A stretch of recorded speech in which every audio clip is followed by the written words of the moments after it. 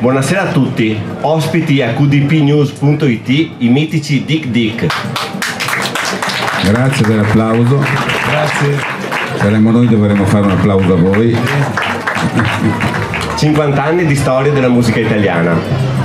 Tutto è cominciato nel 1965, il primo contratto con la Dischi Ricordi, c'è di mezzo anche una raccomandazione di un cardinale speciale. Ci parlate un po' degli inizi? Beh, in effetti suonavamo un po' per scherzo, no? Un po' per scherzo così. Poi a un certo punto ci è venuto, sono arrivati il momento dei complessi e volevamo fare il disco, tutti ambivano di fare un disco. Io spesso andavo lì alla Ricordi, al negozio della Ricordi, non mi faceva neanche salire al secondo piano, chiedevo sempre a questo qua. Il negozio della Ricordi forniva gli organi da chiesa alla curia. In quel periodo mio fratello lavorava studiava la sera e lavorava all'Arcivescovado. Per provare noi andavamo nella chiesa del Rosario, una parrocchia, per provare così, e allora mi è venuto in mente di chiedere a mio fratello: senti Cesare, ma perché non ci fai una lettera? I due parroci, il parroco e il segretario del Papa, del vescovo allora, che poi è diventato Papa, che era il cardinale Montini, avevano fatto seminario assieme. Fatto sta che io mi sono presentato con questa lettera e diceva una cosa, diceva praticamente che eravamo dei bravi parrocchiani, ecco, la nostra bravi parrocchiani. Nessun accenno alla musica. Allora questo qua del negozio ha pensato bene che essendo raccomandati dove loro fornivano gli organi, sarebbe stato bene non deluderli, e ci hanno fatto fare un provino e da lì è cominciata la nostra vita. Mi sembra che un inizio migliore di questo non potesse esserci. La raccomandazione di un papa, eravate dei predestinati. Arriva il successo sognando California. Cosa vuol dire per dei giovani all'improvviso diventare famosi, conosciuti dappertutto e da tutti? Allora, vuol dire prima di tutto decidere se andare avanti a lavorare o no. Allora, io lavoravo in banca, mio padre era il direttore, ero piazzato, facevamo i concerti, poi magari andavamo a Napoli, tornavamo la mattina tardi, io andavo in banca e mio padre mi metteva in un salottino a dormire. Lui faceva l'odontotecnico e lavorava sulle cuspidi dei denti col trapano, che le cuspidi purtroppo sono piccoline. Pietruccio invece vendeva le Sinca, ve le ricordate? Il Sinca 1000, non ho mai capito niente di automobili, l'unica Sinca 1000 che l'ho venduto è stata l'Allo. Ne ha venduta due, una lui e una a me, fini delle vendite. E poi mi hanno licenziato ovviamente. E poi dopo abbiamo detto, vabbè, facciamo un anno, vediamo cosa succede, e erano 50 anni fa, e magari facciamo un anno di vacanza suonando e poi torniamo. E siamo ancora qui a decidere. A fare i concerti, poi alla fine del mese invece che 90 gliene davo magari 450, diceva: ma che bravo figlio che te sei, come mai? Faccio gli straordinari. Poi dopo un giorno mi ha visto in televisione e ha detto ha capito, ma dopo un anno. Nella vostra carriera è stato fondamentale l'incontro con Battisti e Mogol. Ci spiegate un po' il rapporto speciale con questi due che hanno fatto la storia della musica italiana? Parla tu. Battisti l'abbiamo incontrato durante il secondo provino che abbiamo fatto alla Ricordi. Era un ragazzo semplice, molto divertente, ci faceva sentire le sue canzoni che non erano allora quelle che poi sono state prodotte. Suonava in un'orchestra che si chiamavano I Campioni, però ci diceva sempre: io ho dentro di me qualche cosa che non riesco ad esprimere. Comunque come persona era una persona deliziosa, ci faceva ridere, era molto non sicuro di sé, ma era molto determinato a trovare la strada, finché dopo tanti no da tutte le parti è arrivato da Mogol gli ha detto: senti, le tue canzoni non mi piacciono, e lui di risposta ha detto: neanche a me. Bene, sei il primo autore che non difende la sua, però c'è qualche cosa dentro di te importante che mi piace, e ha cominciato gli ha detto: tu lascia l'orchestra, ti diamo uno stipendio, fai un contratto editoriale, e si è regolato, abbiamo iniziato a lavorare con Mogol e ha scritto tutto quello che avete scritto, che amate in questo momento, tutte le canzoni di Battisti. Lui in più è diventato il nostro produttore esecutivo, si era creato un triumvirato tra noi. Mogol era il produttore generale, poi lui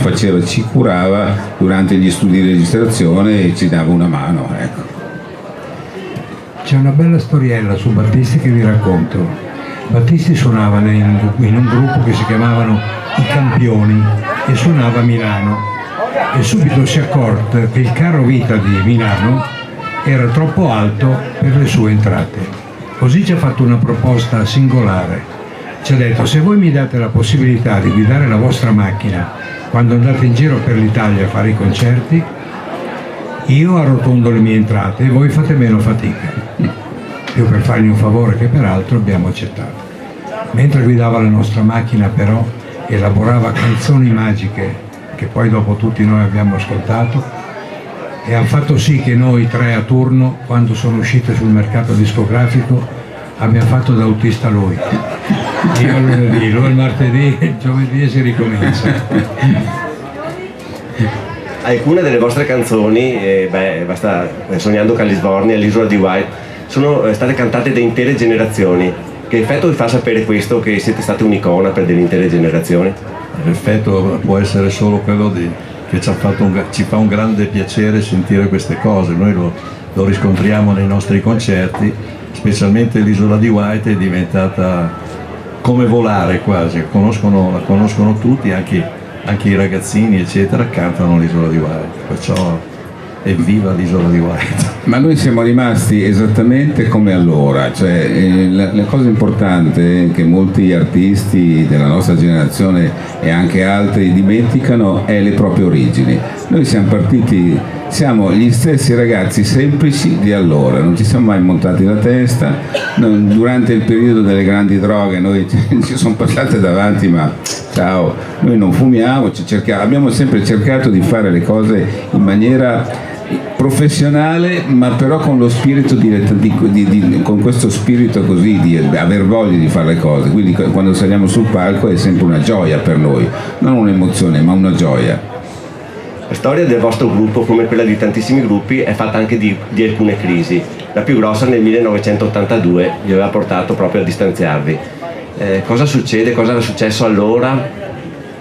No, dell'82 no, perché noi avevamo partecipato a un festival bar, perciò l'82 è stato un po' un nostro rientro un po' alla grande nell'ambito della musica leggera. Cioè, è logico che poi ci sono delle situazioni e dei percorsi alterni che vanno un po' in discesa, un po' in salita, fa parte della vita. Anche il mio salumiere ogni tanto aveva dei problemi, vendeva meno. E noi uguali, certo, fa parte della vita di tutte le persone questo. Con le nuove generazioni qual è il vostro rapporto? Vi riconoscono, vi seguono? Vuoi parlare tu delle nuove generazioni, caro Pepe? Parlo io delle nuove generazioni. Niente, le nuove generazioni ci seguono, ci conoscono, e dico una parola un po' forte, ci ammirano anche, perché ci vengono a sentire. Pensate che è venuto a sentirci un gruppo di fuori di testa, che erano, come si chiamavano? Un gruppo tutti rapper, ma tutti pitturati, e sono venuti lì nel nostro concerto, sono saliti sul palco, hanno cantato le nostre canzoni assieme a noi, ma ti dico, se fossero qui adesso che hanno in 113 li fai portare via. E però ecco, è stata una bella cosa, ti devi anche complessi come quelli che sorgono adesso, Negramaro, così ci conoscono tutti, e devo dire che, come ripeto, ci ammirano, fra virgolette, under virgolette. Parlo inglese, mi capite?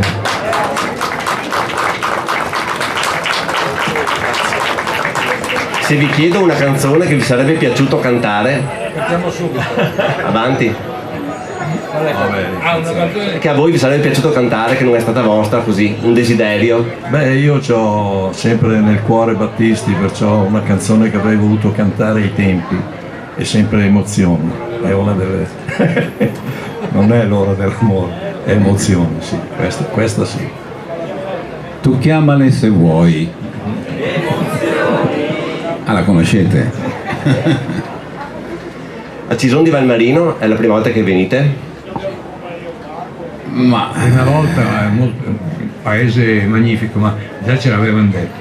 Pensate, noi abbiamo un ristorante a Bucinasco, vicino a Milano, e una serata è venuto il sindaco con tutti i suoi amici e gli abitanti di qui e ha detto: dove siete? Cison di Valmarino. Noi avevamo sul calendario Cison di Valmarino. Scusa, ma è in provincia di Treviso? Sì. E poi li abbiamo trovati qui. E sapevamo già che saremmo venuti qui a Cison di Valmarino, abbiamo passato una sera dove il sindaco, che è una persona squisita perché ci ha fatto un'accoglienza, non lo so, volevamo ringraziarla, che il sindaco ci ha spiegato cos'era sto paese, poi vai su internet, guardi così, qui è un paese, è una pittura, non è un paese. Signore e signori, i Dig Dick. Grazie. ciao, grazie. Grazie, ciao a tutti, grazie. A più tardi.